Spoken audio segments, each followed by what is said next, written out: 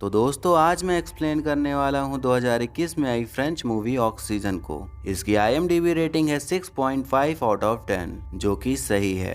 अगर आप हमारे चैनल पर नए हैं तो नीचे लाल कलर से लिखे सब्सक्राइब को दबाकर ग्रे कर दें। इससे आप हमारे चैनल से जुड़ जाएंगे और आने वाली वीडियोस को देख पाएंगे। तो मूवी की शुरुआत होती है एक चूहे से जो कि एक मेज में फंसा होता है और वहां से निकलने की कोशिश कर रहा होता है, और वही इस मूवी का इंट्रो होता है। ये मैं आपको इसलिए बता रहा हूँ क्योंकि इसका आगे चलकर मूवी से कनेक्शन है। फिर हमें एक ककून में बंद इंसान को दिखाया जाता है जो कि होश में आ गया होता है। जब ककून फट जाता है तो हमें पता चलता है कि वो एक लड़की है। वो किसी टाइट चैम्बर में बंद होती है और उसके बॉडी में बहुत सारे मेडिकल इक्विपमेंट लगे होते हैं। उस लड़की को नहीं पता होता कि वो कौन है, कहाँ है और ये सब क्या चल रहा है। वो घबराहट में अपने बॉडी पर लगे कुछ इक्विपमेंट निकालकर फेंक देती है और हेल्प के लिए चिल्लाने लगती है। तभी उस चैम्बर का सारा सिस्टम ऑन हो जाता है और AI इंटेलिजेंस माइलो उससे बात करना स्टार्ट कर देता है। वो उससे पूछती है कि वो कहाँ है और ये क्या है। तो माइलो बताता है कि वो एक क्रायोजेनिक चैम्बर में है और प्रोसेसर 354 का हीट लेवल बढ़ने की वजह से सिस्टम फेल्योर हो गया है। तो अब चैम्बर में सिर्फ 35% ही ऑक्सीजन बची है। उसे तभी हॉस्पिटल के कुछ विजन्स आने लगते हैं, तो उसे लगता है कि वो हॉस्पिटल में है। तो वो हेल्प के लिए चिल्लाना शुरू कर देती है। लड़की को अपना ना नाम पता होता है, ना ही पता होता है कि वो कहाँ है। उसे कुछ भी नहीं याद होता, बस थोड़े थोड़े विजन्स ही आ रहे होते हैं। वो माइलो से पूछती है कि उसका नाम क्या है, तो वो बताता है कि तुम्हारा नाम ओमिक्रॉन 267 है। वो उससे असली नाम पूछती है पर वो बार बार यही रिपीट कर रहा होता है। उसने खुद को देखा भी नहीं होता। तो वो माइलो से खुद की इमेज दिखाने को कहती है। जब वो खुद को देखती है तो उसे फिर से कुछ विजन्स आने लगते हैं। उसमें उसे कुछ चूहे दिखाई दे रहे होते हैं। उसके पैनिक होने की वजह से ऑक्सीजन लेवल धीरे धीरे कम हो रही होती है। वो सोचती है कि वो वहां पर इलाज के लिए बंद है और शायद कुछ फेल्योर की वजह से जाग गई है। तो किसी को अगर पता चलेगा तो निकालने जरूर आएगा, पर ऐसा हो नहीं रहा होता। वो माइलो से डोर ओपन करने को कहती है, पर वो डोर ओपन करने के लिए एक ऑथराइजेशन कोड मांग रहा होता है जो कि जाहिर है कि उस लड़की के पास नहीं होता है। फिर वो थोड़ा दिमाग लगाती है और माइलो को पुलिस को कॉल करने को कहती है। उसे ऐसा लगता नहीं कि वो करेगा, पर वो कॉल लगा देता है। वो कॉल एक पुलिस वाला उठाता है। वो उसको बताने लगती है कि वो एक हॉस्पिटल में क्रायोजेनिक पॉड में बंद है। पुलिस वाला उससे नाम और एड्रेस पूछता है, पर उसे तो कुछ भी नहीं पता होता। वो उससे पॉड के बारे में कोई इन्फॉर्मेशन देने को बोलता है। तो पॉड के अंदर ही उसका मॉडल नंबर और कंपनी नेम लिखा होता है। तो वो उसको बता देती है। वो उसे कॉल के जरिए खुद की लोकेशन ट्रैक करने को बोलती है, पर तभी कॉल कट जाता है। अब वो फिर से अपना दिमाग यूज करती है और माइलो से अपना DNA सर्च करके जेनेटिक मैच ढूंढने को कहती है। उसे एक मैच मिलता है जो कि खुद वही होती है। तब उसे पता चलता है कि उसका नाम एलिजाबेथ हैंसन है। तभी पुलिस वाले का कॉल आ जाता है और वो उसकी ऑक्सीजन लेवल पूछता है जो कि 31% ही बची होती है। वो पूछता है कि वो कितनी देर तक चल सकती है। तो माइलो बताता है कि नॉर्मली 72 मिनट्स तक, बट जिस तरह से वो पैनिक कर रही थी उस हिसाब से सिर्फ 42 मिनट तक ही जिंदा रह सकती है। पुलिस वाला उसे बताता है कि उसे पता चला है कि वो चैम्बर 3 साल पहले ही डिस्ट्रॉय कर दिया गया था। मतलब जिस चैम्बर में वो थी उसकी कोई भी इंफॉर्मेशन नहीं थी। तब वो और भी ज्यादा पैनिक करने लगती है, ये सोच के कि किसी ने जानबूझकर उसे पॉड में बंद कर दिया है। जिसने ये पॉड बनाया है उस कंपनी के एडमिन से पुलिस वाला बात करने को कहता है। तब वो कहती है कि इसे खोलने के लिए एक कोड चाहिए। तो पुलिस वाला उसे पता लगाने को बोल देता है। अब ऑक्सीजन 29% ही बची होती है, तो वो वैसे भी नहीं बचने वाली थी। इसीलिए माइलो उसे इंजेक्शन देकर मारने का ऑर्डर देता है, पर एलिजाबेथ उसे तोड़ देती है।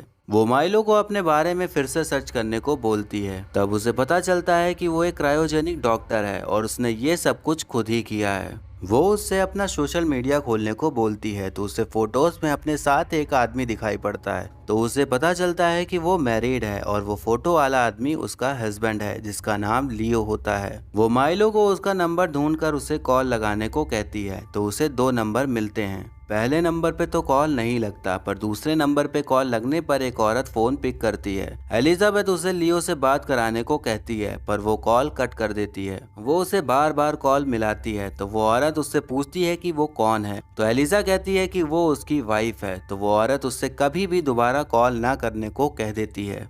एलिजा उसे बार बार कॉल मिला रही होती है, पर वो उठाती नहीं। अब वो वहाँ से निकलने का तरीका सोचने लगती है तो अपने नाखून से ही उस पॉड को खोदने लग जाती है, बट उससे काम नहीं बन रहा होता। तब वो कोई चीज ढूंढने लगती है खोदने के लिए। तभी उसे एक चूहा दिखता है जिसे देखकर वो डर जाती है, पर उसे पता होता है कि वो रियल नहीं है, बस उसके दिमाग में है। तब वो एक इंजेक्शन लेकर उसे खोदने लग जाती है, पर माइलो उसे पॉड खराब करने के लिए एक इलेक्ट्रिक शॉक दे देता है। थोड़ी देर बाद ही वो पुलिस वाले का कॉल आ जाता है और वो उसे कहता है कि जल्दी उसे बाहर निकाल लिया जाएगा। अब एलिजाबेथ को कंफ्यूजन होने लगती है कि क्या रियल है और क्या फेक, तो ये पता करने के लिए वो इंजेक्शन अपने हाथ में ही घुसेड़ लेती है। तभी उसके दर्द की वजह से उसको अपने हस्बैंड के साथ के विजन्स आने लगते हैं, जिसमें कि वो दोनों कुछ करने की बात कर रहे होते हैं। नहीं, वो सब करने की नहीं, कुछ काम करने की बात कर रहे होते हैं।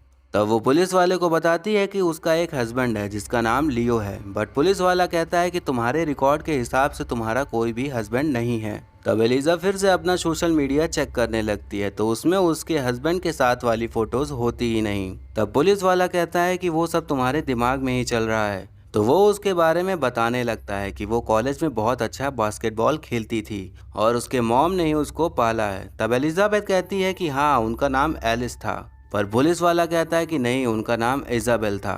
तभी एलिजा को सुनाई देता है कि वो पुलिस वाला किसी और से भी बात कर रहा है, तो उसे उस पर शक हो जाता है कि वो झूठ बोल रहा है और कॉल कट कर देती है। तभी उसको विजन आता है जिसमें कि लियो काफी बीमार दिख रहा होता है, जैसे कि उसे कोई बीमारी हो गई हो। तभी उसे कॉल आने लगता है पर वो रिजेक्ट कर देती है और माइलो से पिछले कॉल की रिकॉर्डिंग चलाने को बोलती है। वो उसमें साफ साफ सुनती है कि पुलिस वाला किसी और से भी बात कर रहा होता है और वो उसे एलिजा को भटकाने को बोल रहा होता है। अब एलिजा ये समझने लगती है कि वही लोग कुछ उसके साथ गड़बड़ कर रहे हैं, पर बार बार तभी कॉल आ ही रहा होता है। तो जब वो पिक करती है तो वो उसी औरत का कॉल होता है जिसने उससे बात की थी। वो बोलती है कि तुम एक क्रायोजेनिक चैम्बर में हो ना, जो होना चाहिए था चीजें वैसी नहीं हो पाई। एलिजा उसे लियो से बात कराने की जिद करती है। तब वो औरत बताती है कि लियो मर चुका है। उसको इस बात का यकीन ही नहीं होता।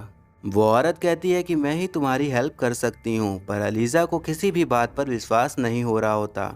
औरत कहती है कि उसके पास डोर खोलने का कोड है, तो एलिजा उसे कोड बताने का जिद करती है। वो औरत उसे कोड बता देती है। एलिजा कोड डालकर डोर खोलने ही वाली होती है, तो वो औरत कहती है कि ऐसा मत करो, नहीं तो डोर खुलते ही तुम मर जाओगी। तब एलिजा उसे ये प्रूव करने को बोलती है। वो औरत उसे सेटिंग्स में जाने को कहती है और 0 नंबर पर सेट करने को कहती है। जैसे ही एलिजा ऐसा करती है तो वो हवा में तैरने लग जाती है। वो औरत बताती है कि वो धरती से करीब 40,000 मील दूर है, मतलब कि वो स्पेस में है। वो बताती है कि तुम हाइपर स्लीप में थी और तुम्हें एक मिशन में भेजा गया था, पर कुछ गड़बड़ी हो गई। मैं तुम्हें घर वापस तो नहीं ला सकती, पर यह सिस्टम मैंने ही डिजाइन किया है, तो मैं तुम्हें वापस से हाइपर स्लीप में भेज सकती हूँ। बट एलिजा उससे मिशन के बारे में पूछती है। तब वो औरत बताती है कि धरती पर 2 जनरेशन के बाद इंसान का नामो निशान मिटने वाला था, इसीलिए ये मिशन बनाया गया ताकि दूसरे प्लैनेट जो कि 14 लाइट ईयर दूर है वहां पर जिंदगी बसाई जा सके, और इसमें गवर्नमेंट और आर्मी इन्वॉल्व है। तब वो उससे पूछती है कि जिसने उस पुलिस वाले से कॉल की वो झूठ क्यों बोल रहा था। तो औरत बताती है कि उन्हें नहीं पता था कि कोई ऐसा भी हादसा हो सकता है, तो उस पुलिस वाले को जैसा कहा जा रहा था उसने वैसा ही किया। वो नहीं चाहते थे कि तुम्हारी मेमोरी वापस आए और तुम कहीं और कॉल करके सब रिवील कर दो, इसीलिए तुम्हें बातों में उलझा रहे थे ताकि ऑक्सीजन खत्म होकर तुम्हारी मौत हो जाए। एलिजा लियो के बारे में पूछती है कि वो कैसे मरा। तो वो औरत बताती है कि अर्थ पे एक वायरस फैल गया था जिसने कि लाखों लोगों की जान ले ली, और उसी वायरस की वजह से लियो की भी जान चली गई। और वो ये भी बताती है कि तुम पिछले 12 साल से हाइपर स्लीप में थी। अब वो उसे चॉइस देती है कि या तो मैं जैसा कहती हूँ वैसा करो, या फिर ऑक्सीजन खत्म होने का वेट करो जिससे कि तुम्हारी मौत हो जाएगी। एलिजा तब उससे पूछती है कि हाइपर स्लीप में दोबारा कैसे जाना होगा। वो औरत उसे बताना शुरू कर देती है, पर तभी उसके घर आर्मी आ चुकी होती है उसे अरेस्ट करने के लिए। तब वो हड़बड़ी में कहती है कि ऑक्सीजन 2% होने से पहले ही हाइपर स्लीप में चली जाना और तुम्हें सारे जवाब तुम्हारी मेमोरीज में ही मिलेंगे। अब एलिजा अपनी मेमोरी याद करने की कोशिश करने लग जाती है, पर उसे कुछ भी नहीं याद आ रहा होता। उसे ये याद आता है कि जब उसने हाथ में इंजेक्शन चुभोया था तब उसे विजन्स आए थे, तो वो अपने हाथ की चोट दबाने लग जाती है। तब उसे हल्के हल्के विजन्स आ रहे होते हैं, बट उससे बात नहीं बन रही होती। तो वो फिर से पॉड खोदने लगती है ताकि उसे इलेक्ट्रिक शॉक लगे तो कुछ याद आए। ऐसा बार बार करने से उसे याद आता है कि लियो जब मर रहा होता है तो वो उससे कहता है कि चिंता मत करो, हम दोबारा मिलेंगे। और उसे विजन दिखता है कि किसी पेड़ की पत्तियां गिर रही होती हैं, पर उनका गिरने का तरीका काफ़ी स्मूथ होता है। तो लियो कहता है कि यही हमारा एंट्री सिस्टम होगा। अब एलिजा को लगने लगता है कि वो मरने वाली है, तो वो अपने माँ को कॉल मिलाती है और उनसे थोड़ी देर बात करती है। वो माइलो से फिर से डोर ओपन करने को कहती है क्योंकि वो सुसाइड करने का सोच लेती है। पर जैसे ही डोर ओपन होने वाला होता है तभी उसे लियो का विजन आता है, जिसमें लियो भी ककून में लिपटा हुआ रहता है। तो वो डोर ओपन होने से रोक देती है। वो माइलो से पूछती है कि मेरे अलावा और कितने पॉट्स हैं, तो वो बताता है कि तुम्हारे अलावा 10,000 और पॉट्स हैं। वो उनसे उनका लोकेशन पूछती है, तो वो बताता है कि वो तुम्हारे पॉट के अगल बगल ही मौजूद हैं। एलिजा उनका विजुअल दिखाने को बोलती है, पर माइलो कहता है कि विजुअल ऑलरेडी क्लियर है, बट उसे इसलिए नहीं दिख रहा होता है क्योंकि यूवी फिल्ट्रेशन लगा होता है। तो वो उसे डीएक्टिवेट करने को बोलती है, और जैसे ही वो डीएक्टिवेट होता है तो एलिसा की चीख निकल जाती है क्योंकि बाहर एक बिना मुंह के लाश तैर रही होती है। तब हम देखते हैं कि उसके अगल बगल और भी कई सारे क्रायोजेनिक पॉड्स हैं और वो सब एक बहुत बड़े स्पेसशिप में जा रहे हैं। वहाँ और भी लाशें तैर रही होती हैं क्योंकि हमें देखने पता चलता है कि कुछ हादसा हो रखा होता है। तब एलिजा के पूछने पर माइलो बताता है कि एक एस्ट्रॉइड के टकराने की वजह से करीब 400 पॉट्स तबाह हो गए और अब 9,000 ही कुछ बचे हैं और वही अकेली है जो जाग रही है। तब उसे लियो का ख्याल आता है, तो वो सारे पॉट्स को चेक करने लगती है, लेकिन वो बहुत सारे होते हैं और ककून में बंद होते हैं। तभी एलिजा को लियो का यूनिट नंबर याद आ जाता है जो कि 42 होता है। वो देखती है कि लियो वहीं पर होता है। वो बहुत ज़्यादा खुश हो जाती है। वो फिर नोटिस करती है कि उसके माथे पर एक निशान था जो कि अब नहीं है। उसे कुछ भी समझ नहीं आता, तो वो फिर से अपने बारे में सर्च करती है और एक आर्टिकल देखने लगती है जो कि मेमोरी ट्रांसफर के बारे में होता है, जिसमें दिखाया जाता है कि एक चूहा जिसने कि मेज को पार किया और उसकी मेमोरी दूसरे चूहे में ट्रांसफर की गई। तो उस चूहे को जब मेज में डाला गया तो उसने वो मेज पार कर ली, बट वो पहली बार उस मेज में गया होता है। तब यहाँ पर एक राज खुलता है। उसे पता चलता है कि जिस औरत ने उसे कॉल किया था वही एलिजाबेथ हैंसन होती है, और जो ये है वो बस ह्यूमन रिप्रोडक्शन है एलिजाबेथ की, जिसमें कि उसकी सारी मेमोरीज को ट्रांसफर किया गया है। सिंपल भाषा में कहें तो वो बस एक एलिजाबेथ की क्लोन होती है, और बाकी पॉट्स में भी सब ऐसे ही क्लोन्स हैं जो कि दूसरे प्लैनेट में भेजे जा रहे हैं एक नई दुनिया बसाने के लिए। वो लियो के लिए एक वॉइस रिकॉर्डिंग करने लग जाती है। अब भले ही वो क्लोन थी, पर उसके अंदर एलिजाबेथ की सारी मेमोरीज थीं, तो वो अपने आप को लियो से प्यार करने से नहीं रोक सकती थी। अब ऑक्सीजन सिर्फ 3% ही बची होती है, तो माइलो फिर से पॉइजन देकर एलिजा को मारने का इंस्ट्रक्शन देता है, बट एलिजा अपना बेल्ट खोल के पैर में लगा इंजेक्शन हटा देती है। ऑक्सीजन नहीं बची थी, इसलिए माइलो की प्रोग्रामिंग में था कि इस सिचुएशन में पॉइजन देकर ओमिक्रॉन को मार देना है, पर एलिजा बच जाती है।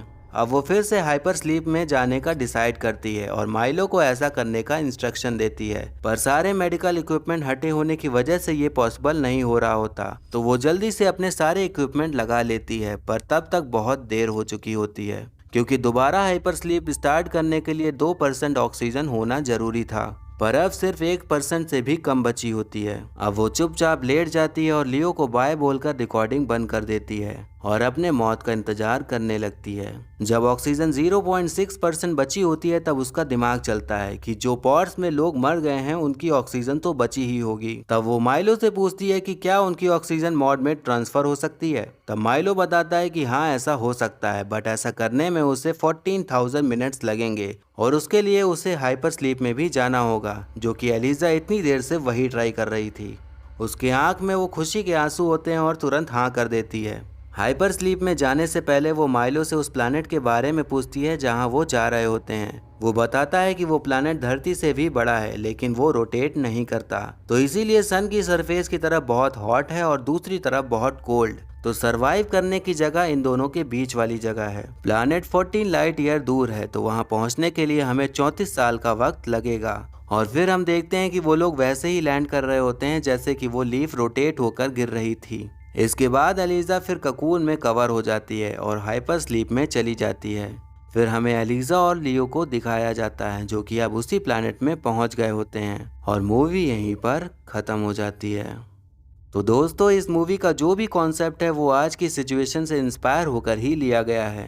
करंट टाइम पर वायरस फैला ही हुआ है और हमारे एलॉन मस्क भाई साहब मार्स पर दुनिया बसाने का सोच भी रहे हैं, और इंडिया में ऑक्सीजन की क्राइसिस चल ही रही है। तो ये मूवी एक फिक्शन होने के बाद भी एक हद तक रियलिटी लगती है कि हाँ ऐसा भी हो सकता है। तो ये था एक्सप्लेनेशन ऑक्सीजन मूवी का। आपको कैसा लगा ये कमेंट करके ज़रूर बताइएगा, और मुझे अगली कौन सी मूवी को एक्सप्लेन करना चाहिए ये भी आप बता सकते हैं। और आने वाली वीडियोस देखते रहने के लिए हमारे चैनल को सब्सक्राइब करें और बेल आइकन दबा दें, जिससे कि आपको नई वीडियोस की नोटिफिकेशन मिल जाएगी। और वीडियो अच्छी लगी हो तो लाइक जरूर करें। आपके लाइक और कमेंट से मुझे और भी वीडियोस बनाने का मोटिवेशन मिलता है। तो मिलते हैं नेक्स्ट वीडियो में, तब तक के लिए टाटा बाय बाय और नमस्ते।